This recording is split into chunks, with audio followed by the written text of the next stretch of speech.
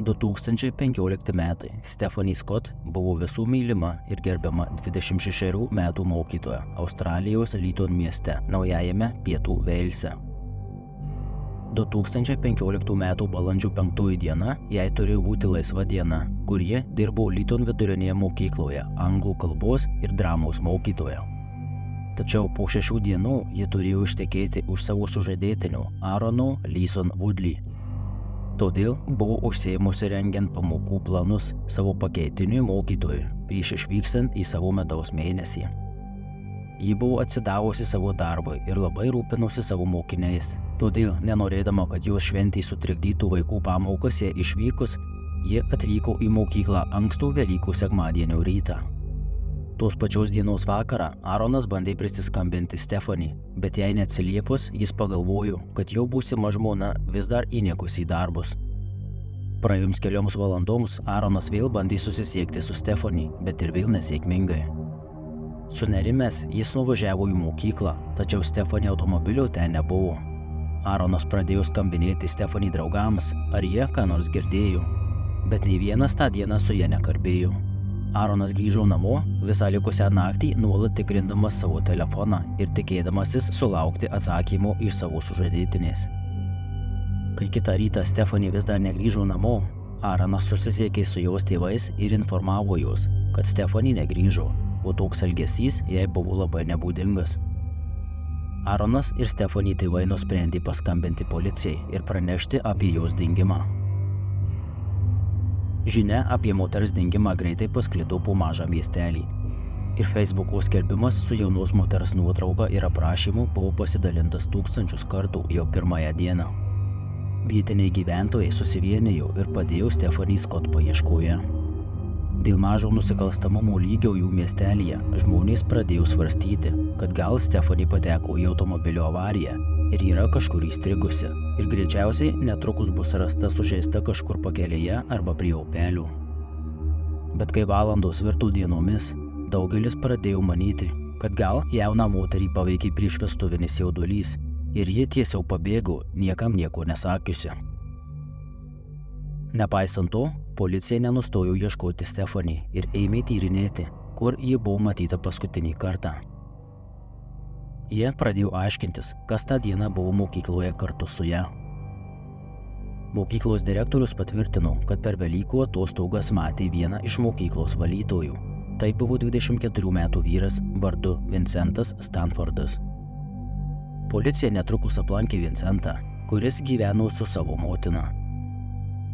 Paklaustas, kur buvo tą dieną, kai dingo Stephanie, Vincentas teigė, kad buvo parduotuvėje.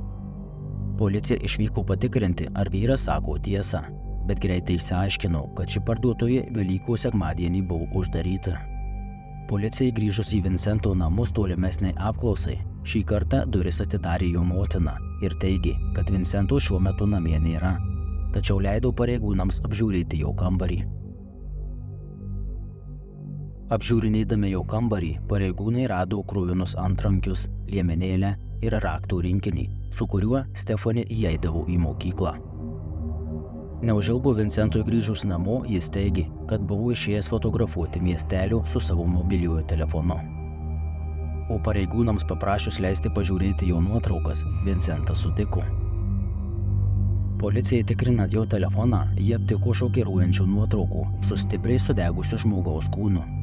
Jiems paklausus Vincento apie šias nuotraukas, jis atsakė, kad tai vaizdas iš siaubo filmų, kurį jis parsisiuntė į telefoną.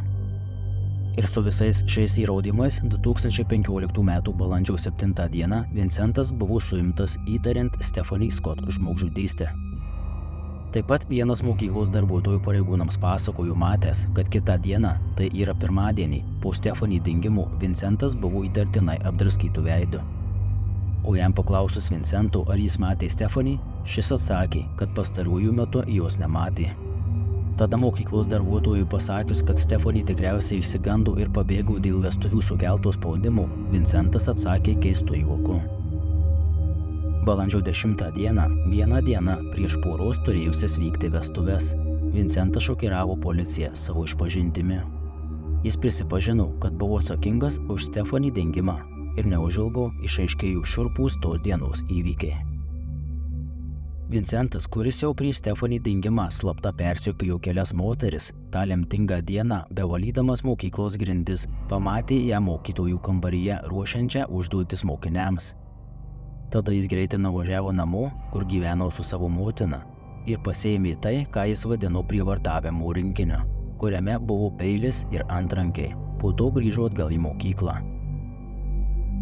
Ten neužilgo jie vėl susitiko, o Stephanie jam pasakė: "Aš jau išeinu namo, linksmų Velykų."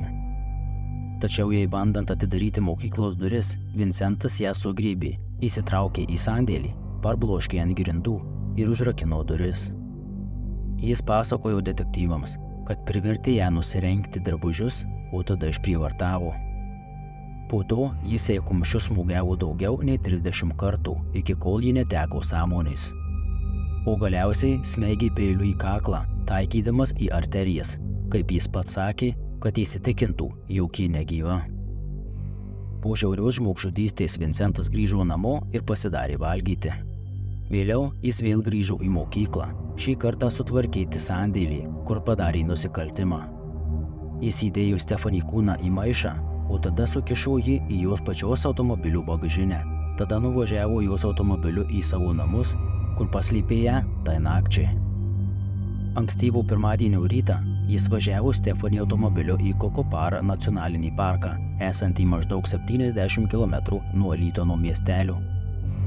Ten jis ištraukė jos kūną iš bagažinės, numovė nuo pirštų universiteto baigimo ir sužadėtuvių žiedus, apdėjo Stephanie kūną šakomis ir padegė. Ir galiausiai jis nusifotografavo sudegusius jos palaikus. Prieš grįždamas namo, Vincentas paliko Stephanie automobilį laukuose ir išsiuntė jos žiedus savo dvyniui broliui Markusui, kad šis juos parduotų. O Markusas pardavė papuošalus juvelyrikos parduotuvėje už $705. O Vincentas grįžo į savo įprastą gyvenimą. Ėjo į darbą ir gyveno savo įprastą rutiną, iki kol policija galiausiai pasibeldė į jo duris. Stephanie kūnas buvo rastas tą pačią dieną, kai Vincentas prisipažino įvykdęs nusikaltimą. Vyras taip pat policijai paaiškino savo motyvą, sakydamas, kad jau nuo 7 metų jautė gilų norą žudyti. Jis teigė, kad nejaučia nei gailesčio, nei kaltės jausmo dėl to, ką padarė. Ir pasakė: "Taip, jau aš užprogramuotas."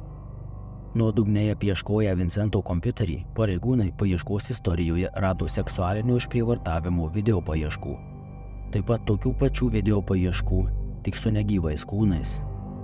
Dar jie rado serijinių žudikų peiliai paieškų ir Vincento užrašus, kuriuose jis planavo 12-metės mergaitės pagrobimą.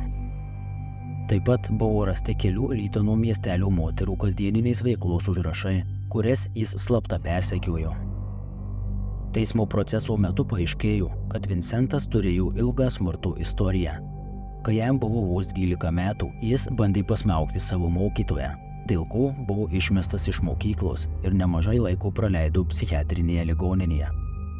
2015 m. balandžio 11 d., tai kas turėjo būti jaunųjų vestuvių diena, Stephanie sužadėtinis Aaronas kartu su artimaisiais surengė Stephanie atminimo pikniką. Visi jie dėvėjo mėgstamiausią Stephanie geltoną spalvą ir jos atminimui į orą leido geltonus balionus. 2015 m. balandį Markusas Stanfordas, Vincento dvynys brolis, prisipažino padėjęs savo broliui nuslėpti nusikaltimą po Stephanie mirties. Jis gavo keletą moters daiktų paštu, kuriuos vėliau pardavė. Jis buvo nuteistas 15 mėnesių kalėjimų už talkinimą nusikaltime ir buvo išleistas 2016 m. rugsėjo 9 d. Markusas ir jo tėvas Steve'as persikėlė į kaimo miestelį Naujajame Pietų Veilse, sakydami, kad buvo išvaryti iš savo buvusių namų, kai nuolatinis vietinių gyventojų užgauliojimas tapo nepakeliamas. 2016 m. spalio 13 d. Vincentas Stanfordas Sidnėjaus centrinėme teisme prisipažino kaltas dėl žmogžudystės ir buvo nuteistas 15 metų kalėjimo už išprievartavimą, plus iki gyvos galvos už žmogžudystę. Praėjus 5 metams po Stephanie žmogžudystės, jos sužadėtinis vėl rado širdies draugę, o 2020 m. balandį Facebook'e Aronas paskelbė, kad yra vėl susižadėjęs.